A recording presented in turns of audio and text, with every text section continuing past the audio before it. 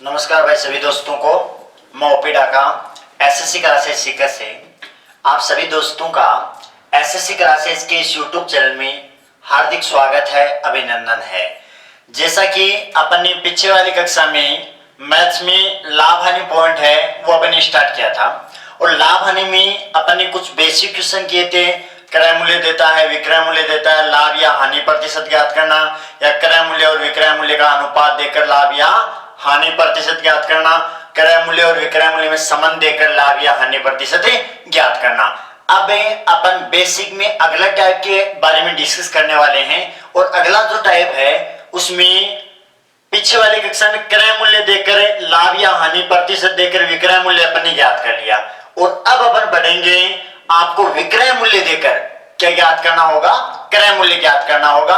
Question में विक्रय मूल्य देगा, लाभ या हानि प्रतिशत देगा और आपको क्रय मूल्य ज्ञात करना है। ठीक है, तो इस टाइप के बारे में अपन डिस्कस करने वाले हैं। तो क्वेश्चन पढ़ेंगे आप सभी बच्चे। किसी वस्तु को 1190 रुपए में बेचने पर 30% की हानि होती है, तो बताओ उस वस्तु का क्रय मूल्य क्या होगा। तो पहले आप नजर रखेंगे प्रतिशत पे, एक लिख दिया क्रय मूल्य और एक आ गया आपका विक्रय मूल्य। किसी वस्तु को 1190 में बेचेंगे तो 30% की क्या होती है, हानि होती है। तो पहले प्रतिशत पे आ जाओ। 30% हानि का मतलब है 100 की वस्तु को बोलो अगला कितने में बेचेगा, 70 रुपए में बेचेगा। बोलो आगे 30% की हानि। अगर 30% लाभ की बात बोलता तो 100 की वस्तु को यहाँ 130 में बेचता। ठीक है ना। अब आप ये बताओ क्वेश्चन में 1190 रुपए क्या है, विक्रय मूल्य है, यानी किसका मान है, 70% का मान है। वी का मान आपको दिया है, यानी 70% का मान 1190 दिया है और आपको क्रय मूल्य ज्ञात करना है, यानी 100% का मान आपको ज्ञात करना है। ठीक है ना। जिसका मान दिया है वो उसके नीचे रख देंगे, जो ज्ञात करना उसके नीचे कोई अननोन संख्या रख दो। या ऐसे बोल सकते हैं 70% का मान 1190 है, तो बताओ 100% का मान क्या होगा। क्रॉस मल्टीप्लाई करेंगे, 70 इक्वल टू 1190 इंटू में 100, काटा पीटी कर देंगे, 7 एकु 7, 7 7 49। ठीक है, बोलो ए बराबर कितना आया, 1700। किसका मान आ गया 1700, क्रय मूल्य। तो बोलो यहाँ पर आंसर कितना आएगा आपका, 1700 आएगा। ध्यान से समझना क्वेश्चन में क्या दिया है और क्या याद करना है, यानी किसका मान दिया है और किसका मान ज्ञात करना है। ठीक है ना। अब नेक्स्ट क्वेश्चन, एक क्वेश्चन इसी टाइप का मैं और बताने जा रहा हूं। अगला क्वेश्चन है, किसी वस्तु को 24,200 रुपए में बेचने पर 10% का लाभ होता है, तो बताओ वस्तु का क्रय मूल्य क्या होगा। देखो भाई, अब की बार क्वेश्चन में प्रतिशत लाभ दे दिया आपको। मान लेते हैं वस्तु को खरीदा कितने में, 100 में, 10% का लाभ होता है तो 100 की वस्तु को कितने में बेचेगा, 110 में। लाभ होता है तो 100 में जोड़ के लिख देंगे, हानि होती है तो 100 में से घटा के लिख देंगे। अब क्वेश्चन में दिया 24,200 रुपए में बेचने पर, यानी 24,200 यहाँ पर क्या है, विक्रय मूल्य का मान है, यानी 110% का मान है। बोलो कितना, 24,200 और क्रय मूल्य आपको ज्ञात करना है, यानी 100% का मान आपको ज्ञात करना है। इसके नीचे ए रख दिया और कर देंगे क्रॉस मल्टीप्लाई, 110 का 1 के साथ गुणा और 100 का 24,200 के साथ गुणा। 11 से काट देंगे अपने, 11 दूनो 22 और 11 दूनो 22। कितना आया भाई, ए बराबर है 22,000। बोलो आंसर कितना आएगा, 22,000। ठीक है ना। तो अपन ने जो अगला टाइप पढ़ा है वो टाइप ये है, आपको विक्रय मूल्य देगा और क्या पूछेगा, क्रय मूल्य। लेकिन विक्रय मूल्य के साथ प्रतिशत लाभ या हानि देकर आपको क्रय मूल्य ज्ञात करना होगा। क्लियर है ना। ये आपका अगला टाइप है वो क्लियर हो गया। अब उसके बाद नेक्स्ट टाइप की बात करने वाले हैं अपन।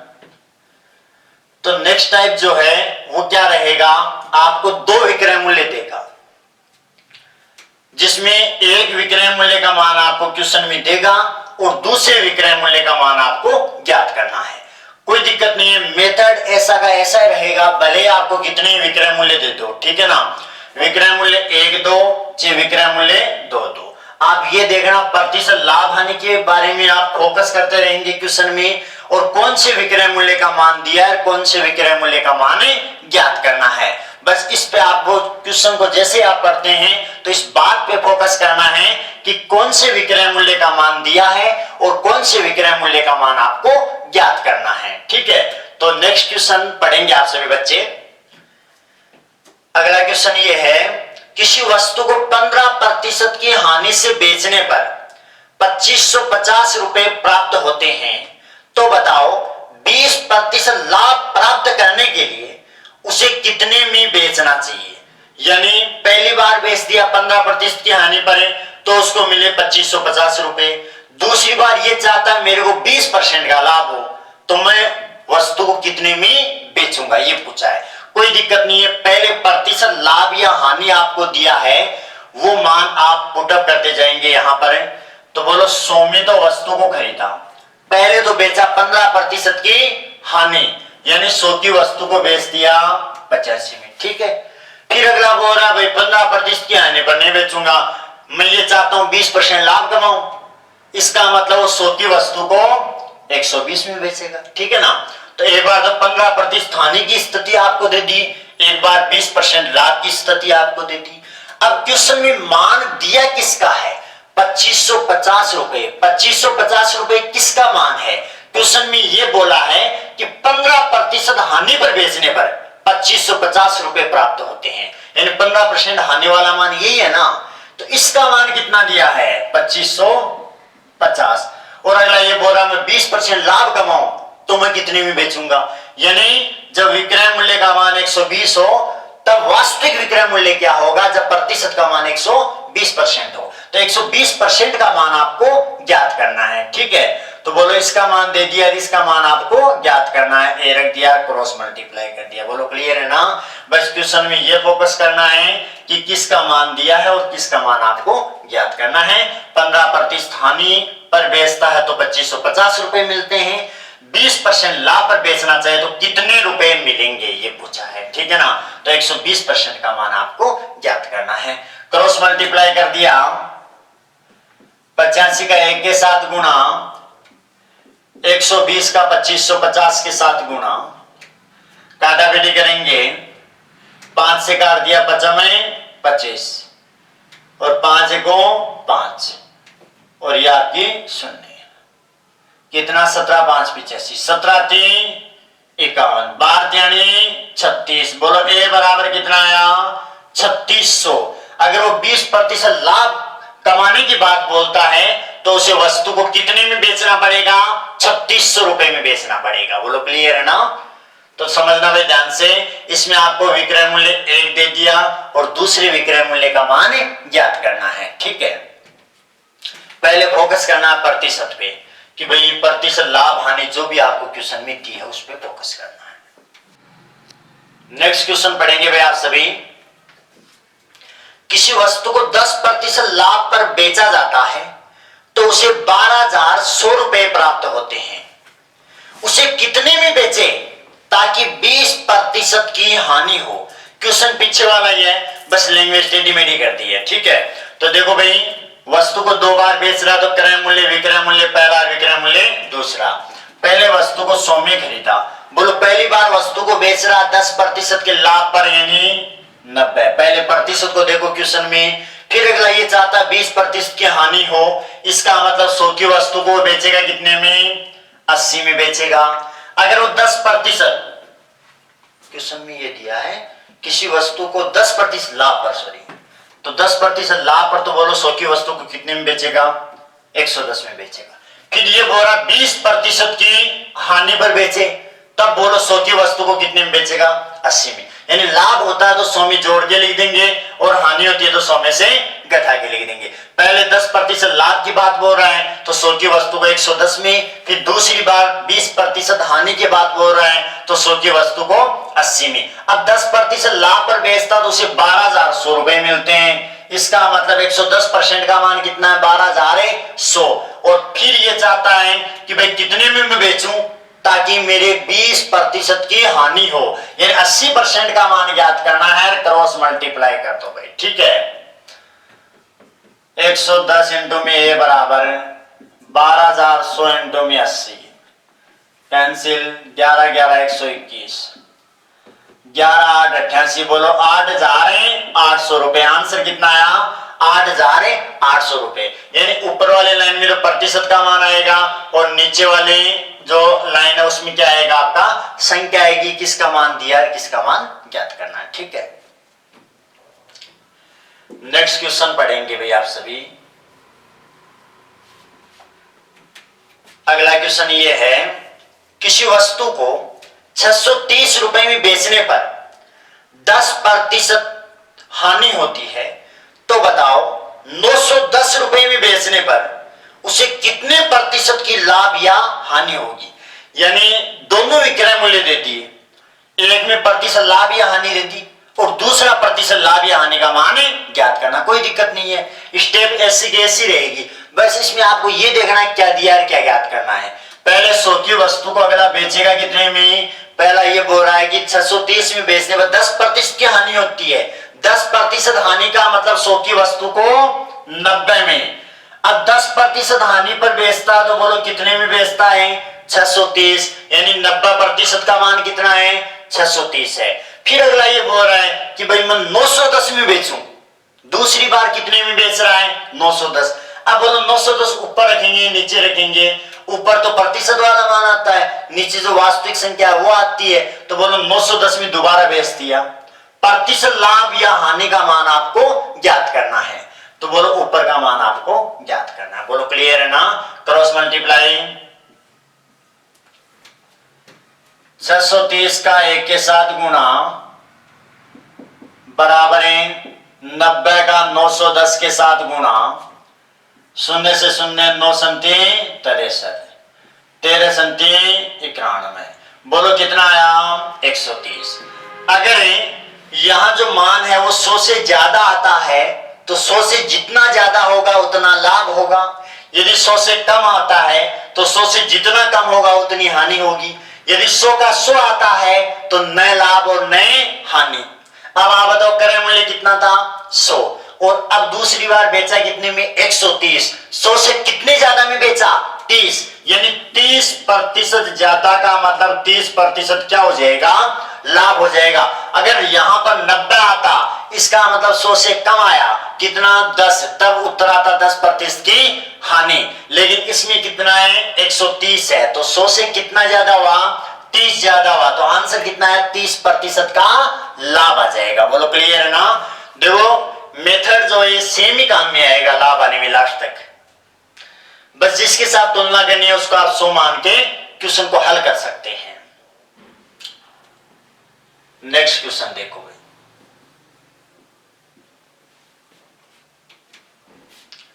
नेक्स्ट क्वेश्चन पढ़ेंगे आप सभी बच्चे। किसी वस्तु को 8400 रुपए में बेचने पर 20% का लाभ होता है, यदि उसे 6300 रुपए में बेचा जाए तो बताओ कितने प्रतिशत की लाभ या हानि होगी? आपको चूज करना है लाभ होगा या हानि होगी, ठीक है ना? और वो कितने प्रतिशत की होगी। तो पहले तुलना करो भाई, क्रय मूल्य क्या मान लिया? 100। पहली बार बेचा 8400 में, तब क्या हुआ? 20% का लाभ हुआ, यानी 100 की वस्तु को 120 में, तब मिले कितने उसको? 8,400 रुपए मिले। फिर वो ये चाहता है मैं उसको 6,300 में बेचूं, तो दूसरी बार कितने में बेच रहा है? 6,300, तो बोलो दूसरा विक्रय मूल्य 6,300 है और प्रतिशत वाला मान आपको ज्ञात करना है। इसका मान ये है तो इसका मान क्या होगा? ठीक है ना? ऊपर ए रख दो, क्रॉस मल्टीप्लाई कर लो। 8400 का 1 के साथ गुणा, 120 का 6300 के साथ गुणा, 2 शून्य से 2 शून्य, 12 संति 84, 9 संति 63, ए बराबर कितना आया? 90। उत्तर 90 मत कर देना भाई, आंसर 90 मत कर देना। बोलो ए का मान कितना आया? 90। इसका मतलब क्या समझे? 100 की वस्तु को 90 रुपए में बेच रहा है। बोलो 100 से कम में बेचा ना, 100 से कम में बेचने का मतलब हानि होगी। बोलो कितने कम में बेचा? 10 कम में बेचा, तो 10% की हानि होगी। यदि एक ऑप्शन आता है 10% लाभ, दूसरा ऑप्शन आता है 10% हानि, तो चूज करना है आपको। आंसर क्या आएगा? 10% की हानि आएगी। बोलो क्लियर है ना?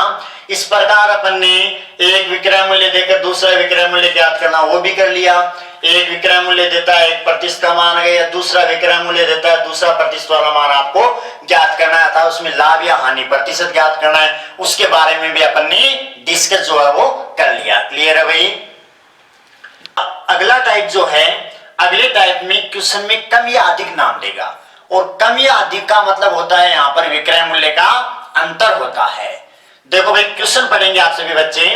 क्वेश्चन ये है, किसी वस्तु को 5% हानि की अपेक्षा 10% के लाभ पर बेचा जाता है तो उसे 450 रुपए अधिक प्राप्त होते हैं, तो बताओ वस्तु का क्रय मूल्य क्या होगा। यानी दो विक्रय मूल्य में प्रतिशत लाभ या हानि जो भी आपको क्वेश्चन में दिया है उसके अनुरूप आप रखते जाएंगे। अगला ये बोला 5% हानि की तुलना में उसे 10% के लाभ पर बेचा जाता है तो उसको 450 रुपए ज्यादा प्राप्त होते हैं। यानी तुलना क्रय मूल्य के साथ है। क्रय मूल्य को मैंने क्या मान लिया, 100 मान लिया।